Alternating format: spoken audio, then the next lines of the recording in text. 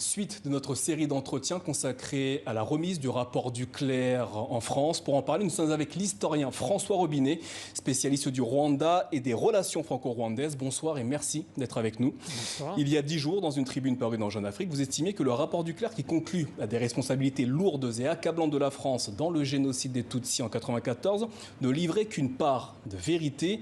Qu'est-ce qui vous amène à cette affirmation ?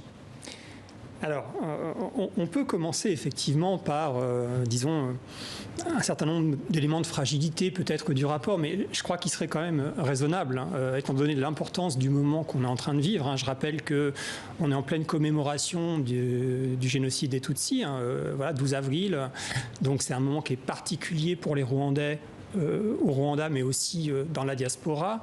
Je rappelle que depuis 27 ans, en France et dans d'autres pays, il y a aussi des formes de crispation très fortes, des discours de déni, des discours de négation qui portent sur le génocide des Tutsis du Rwanda.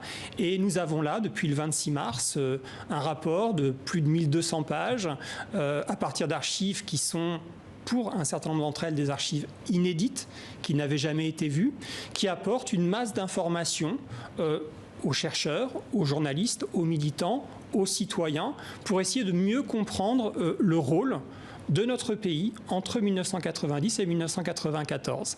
Et si je commence par là, c'est parce que je pense qu'il est quand même fondamental de dire à vos auditeurs que ce rapport, il faut qu'il s'en empare.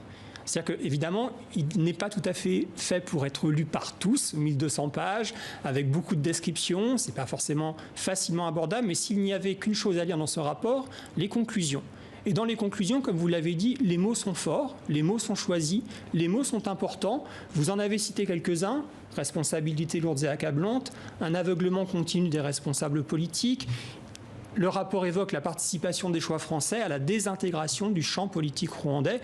On pourrait continuer comme cela longtemps, mais je crois qu'il est quand même important de rappeler qu'on a là une matière quand même assez exceptionnelle, qu'on va travailler sans doute pendant des années et qui constitue, voilà, une étape, un pas dans la progression des savoirs qui ont commencé à se construire dès l'été 1994. Il y a un premier rapport qui est rendu dès le 26 août 1994 à l'Observatoire permanent de la coopération, qui enquête déjà sur cette question de la relation franco-rwandaise et qui livre déjà à l'époque, encore, alors que l'événement, on en sort à peine, quelques éléments déjà très troublants. Donc c'est important de réinscrire ça dans un processus long et de voir que, certes, le rapport a des limites, et j'y viens, notamment voilà, 2 ans de travail avec 14 collègues, dont certains connaissaient un peu le sujet, la plupart le découvraient. Une tutelle politique, malgré tout, c'est une commande politique. Donc là aussi, quand on est chercheur, ça pose une difficulté. Donc il faut aussi, d'abord, je crois, mettre en avant la qualité de ce qui a été proposé par nos collègues. Vous venez d'évoquer les limites. Quelles sont les limites du rapport de la commission Duclerc ? Alors, il y a plusieurs points, moi, qui me semblent, comment dire... Nous sommes nombreux à avoir travaillé sur le sujet depuis plusieurs années. Et quand on rentre un peu dans le détail du rapport, il y a au moins 3 éléments qui interrogent. Le premier, c'est que l'historiographie est absente, quasiment absente. C'est-à-dire que les auteurs du rapport ont fait le choix de ne jamais se positionner au regard de l'historiographie existante, ce qui a sans doute des vertus pour eux. Ça laisse plus d'espace, ça évite de rentrer dans des débats un peu théoriques, mais en même temps, ça empêche parfois de bien mettre en valeur la dimension inédite de certaines conclusions, parce que là, on a l'impression que tout est inédit, ce qui n'est pas le cas. Donc ça, à mon avis, c'est un premier point qui est un petit peu délicat. Le deuxième point qui est un peu délicat, les sources qui ont été mobilisées, ce sont toutes des sources, les archives publiques de l'État français, donc des sources officielles. Et du coup, elles sont extrêmement précieuses pour éclairer la prise de décision politique.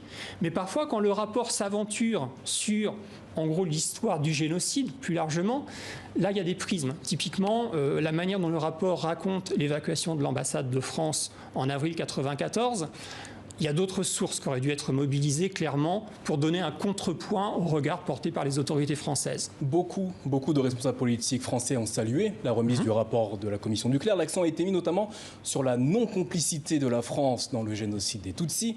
Sur ce point, vous dites que le rapport n'est pas formel. Y a-t-il encore des doutes au sujet de la complicité française dans le génocide rwandais ? Alors là, il y aurait beaucoup de choses à dire. C'est un gros dossier, cette question de la complicité française, vous vous en doutez.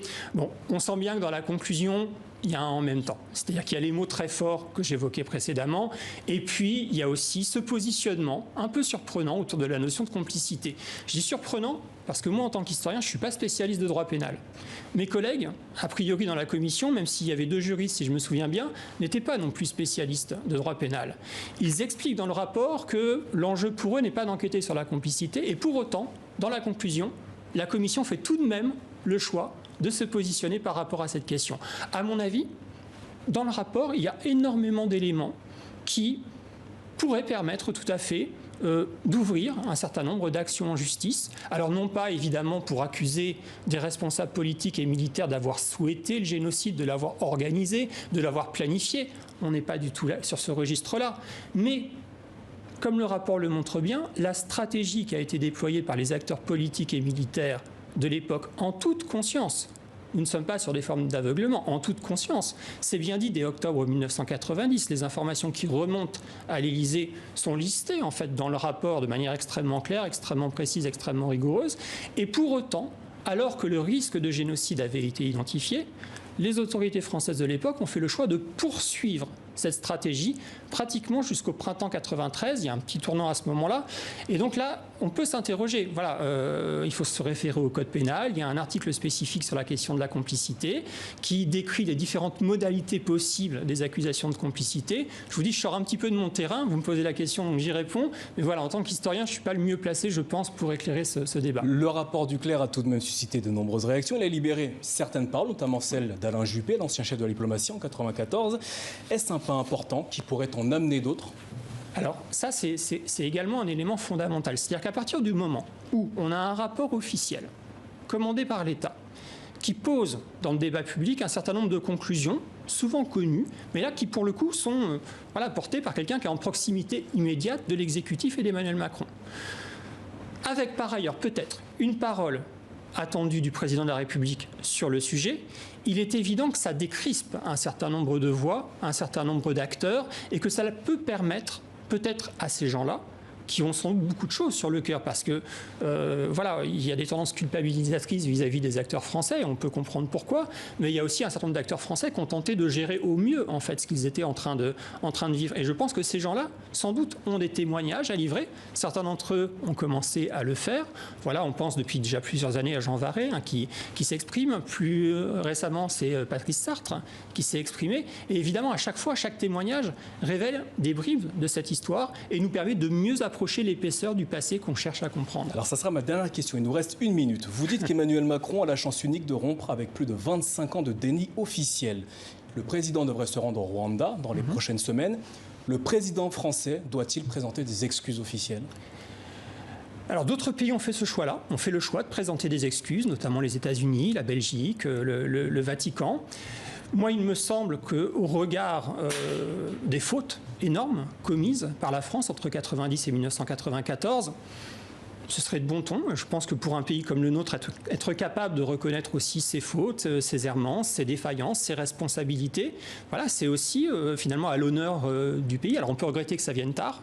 Au bout de 27 ans, sans doute que les Rwandais continueront à nous le reprocher. Je ne peux pas parler à leur place. On verra un petit peu la réception qu'ils peuvent faire à ce discours. Mais je crois que là, Emmanuel Macron a un moment un peu unique dans l'histoire de France de, effectivement, poser une page d'histoire, pour le coup un peu sombre. Mais voilà, l'histoire de France, elle est à prendre dans sa complexité, dans sa globalité, avec ses heures glorieuses.